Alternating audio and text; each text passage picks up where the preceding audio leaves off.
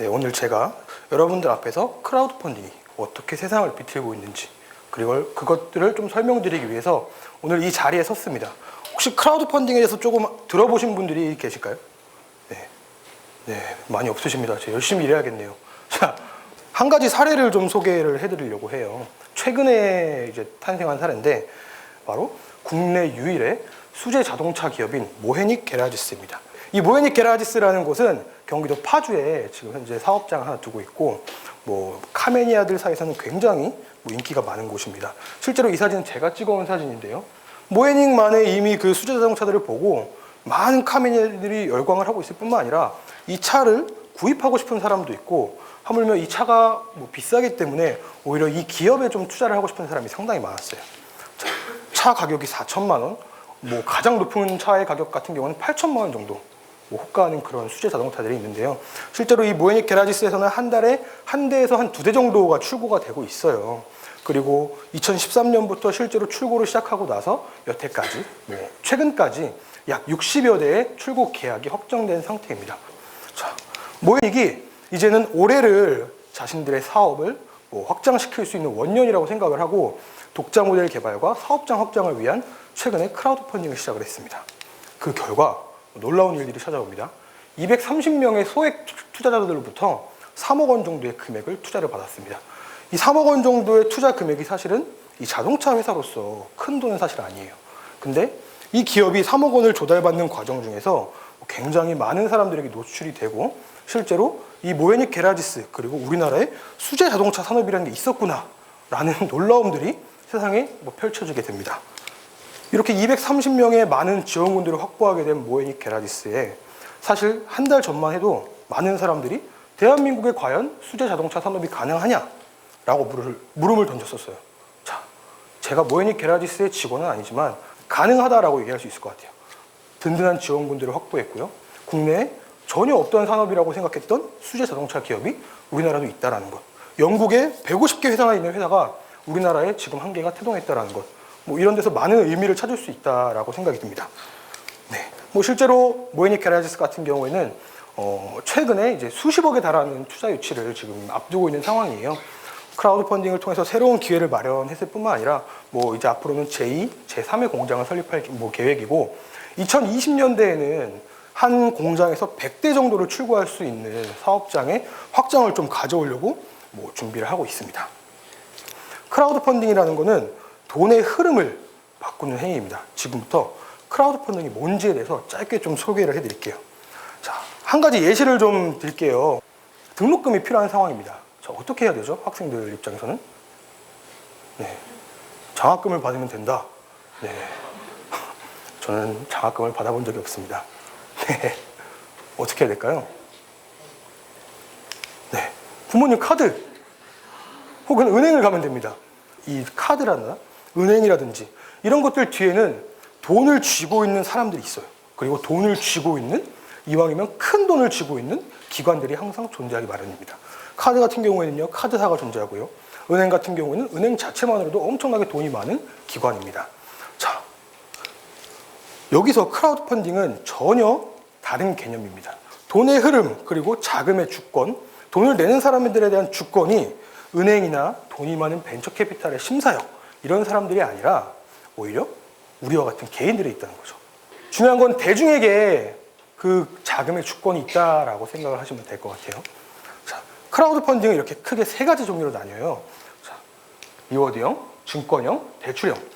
리워드형 같은 경우는 어떤 거냐면 우리가 후원을 하거나 혹은 어떤 제품에 대해서 선주문을 하는 행위라고 보시면 되겠습니다. 그리고 일정 기간이 지나면 그거에 대한 대가로 어떤 정성 들인 제품이라든지 현물이라든지 서비스라든지 이렇게 리워드라는 형태로 나에게 주어지는, 내가 소액을 투자했으면 리워드라는 형태로 주어지는 행위가 리워드형 크라우드 펀딩이고요. 투자형은 앞서 말씀드렸던 모헤닉 게라지스의 경우입니다. 모헤닉 게라지스가 발행하는 주식을 내가 일부 투자를 해서 주식을 받게 되는 행위입니다. 만약에 모헤닉 게라지스가 엄청나게 커지면 나의 주식의 가치도 상당히 높아지게 되는 거고 그 가치를 통해서 나의 이익 실현도 가능해지게 되는 거죠.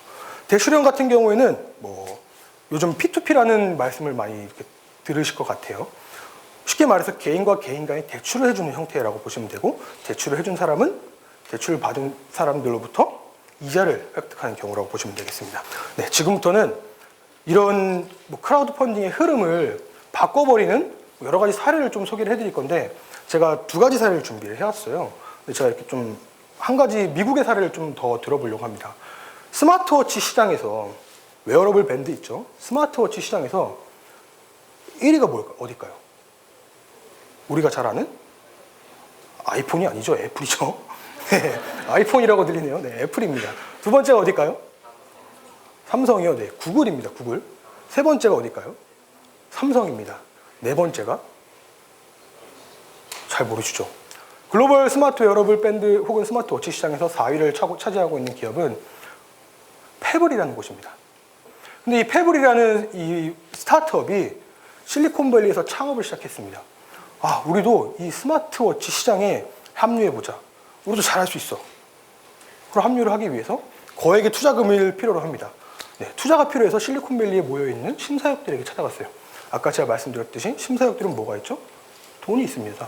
네, 돈을 가지고 투자를 해주는 엄청나게 큰 창업가들에게는 정말 필요한 존재들입니다. 자, 그런데 이 심사역들이 페블의 창업자들에게 이런 얘기를 합니다. 너희의 라이벌이 누구야? 누구죠? 애플, 구글, 삼성 이렇게 될 수가 있겠죠. 그럼 너희 그 라이벌들 너네가 제치고 이길 수 있니? 거기에 껴들 수 있겠어 너희가? 라고 이야기를 합니다. 페블에서 할 수 있다라고 얘기했어요. 자, VC들이 투자를 했을까요?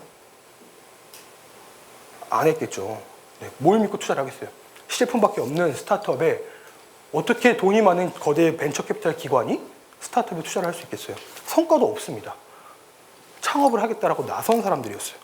그래서 이 페블에 있는 창업자들이 킥스타터라는 미국에서 가장 큰, 전 세계에서 가장 큰 크라우드 펀딩 플랫폼에서 크라우드 펀딩 프로젝트를 진행을 합니다. 네, 결과적으로 첫 번째 프로젝트가 2014년에 있었는데요. 2014년에 무려 전 세계 7만 명의 후원자들로부터 120억 원을 조달합니다. 네, 1년 뒤에 페블 타임이라는 업데이트된 스마트워치를 또 출시를 했어요. 이번엔 재밌었던 거는요, 킥스타터에서만 한 게 아니라 킥스타터와 자사 쇼핑몰에서 같이 신제품을 런칭을 합니다. 결과는 어땠을까요? 네, 킥스타터에서 팔린 물건이 훨씬 많았고요. 첫 번째가 120억이었죠. 두 번째는 240억을 조달했습니다. 네, 스타트업이 킥스타터에서 240억, 120억을 조달함으로써 전 세계의 글로벌 스마트워치 시장에 뛰어들 수 있게 된 거예요. 그리고 명실공히 미국에서는 2등에서 3등을 하고 있는 아주 유명한 스타트업으로 지금 발전해 나가고 있습니다. 그럼 국내에서는 그런 사례는 없냐? 네, 100억 정도 되는 사례는 아직 없습니다. 물론 없지만 그런 사례들 혹은 그런 유형의 사례들이 조금씩 나타나고 있는데, 제가 오늘은 국내 사례 2개 정도를 좀 가지고 왔습니다. 영철버거들 다 아시죠? 제가 이렇게 영철버거 사장님을 직접 뵙고 왔어요. 이게 작년 10월 사진인데요. 제가 영철버거에서 70개 정도의 햄버거를 직접 만들면서, 야, 이게 정말 쉬운 거 아니었구나. 이 사장님은 어떻게 이거를 뭐 한 15년, 16년 해왔지?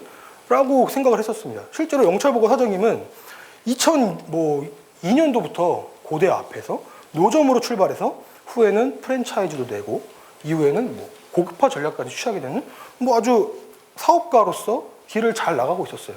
그리고 나서 경영 쪽으로 좀 문제가 많아서 2015년 7월에 영철버거가 폐업을 합니다. 영철버거가 폐업이 되면서 상당히 많은 사람들이 의견이 있었어요.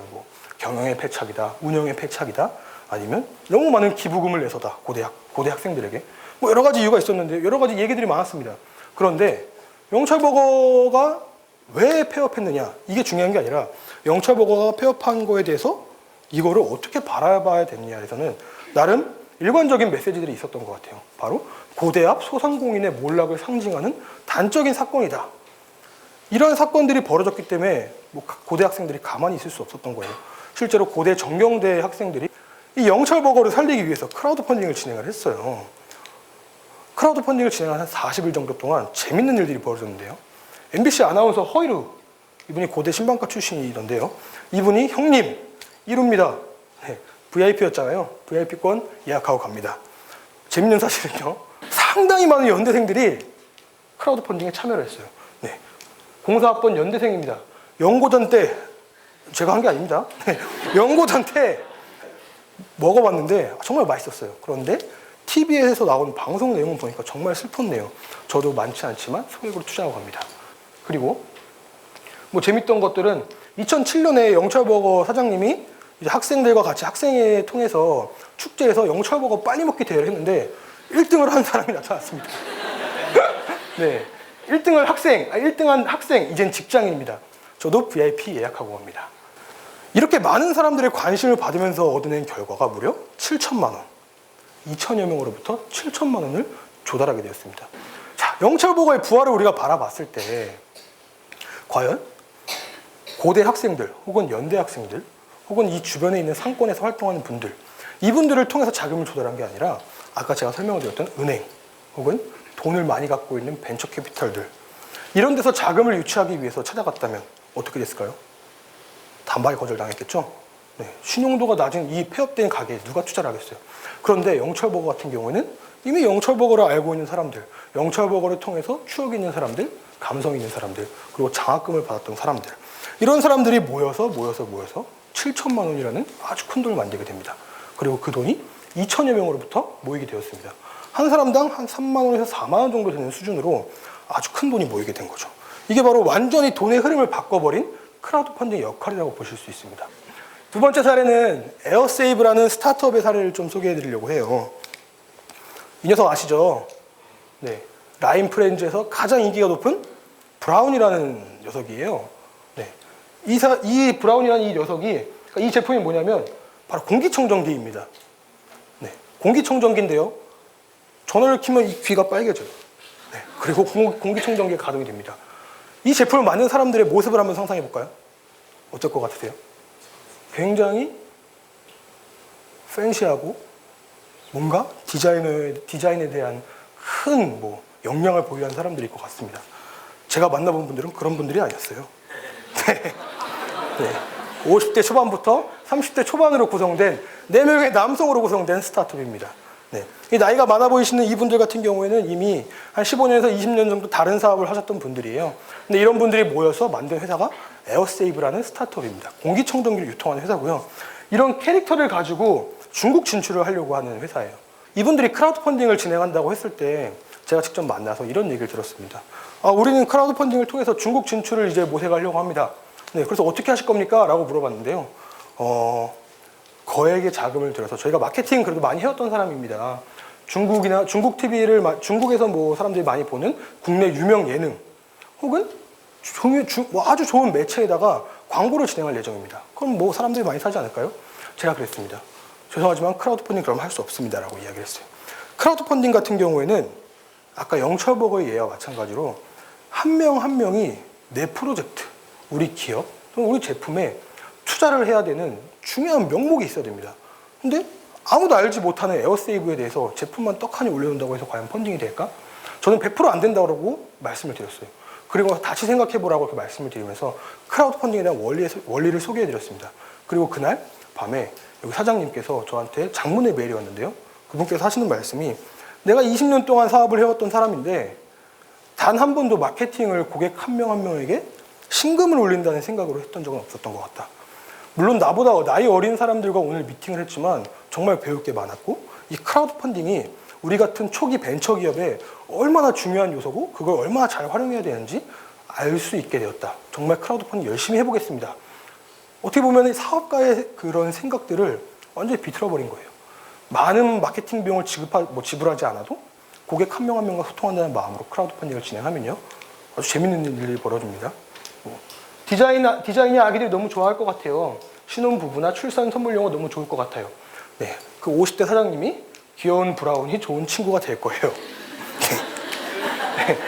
어떤 남성분이 여성분들 취향 저격 이렇게 댓글을 다니까 30대 그 직원이 여성분들의 건강까지 신경 쓰는 아주 취향 저격남이 되시겠네요. 네, 이런 글을 통해서 이런 댓글들이 상당히 많았어요. 그 결과 보시다시피 8,200만 원 정도, 1,700대가 선주문이 되었습니다. 이후에 에어세이브에 놀라운 변화들이 찾아왔는데요.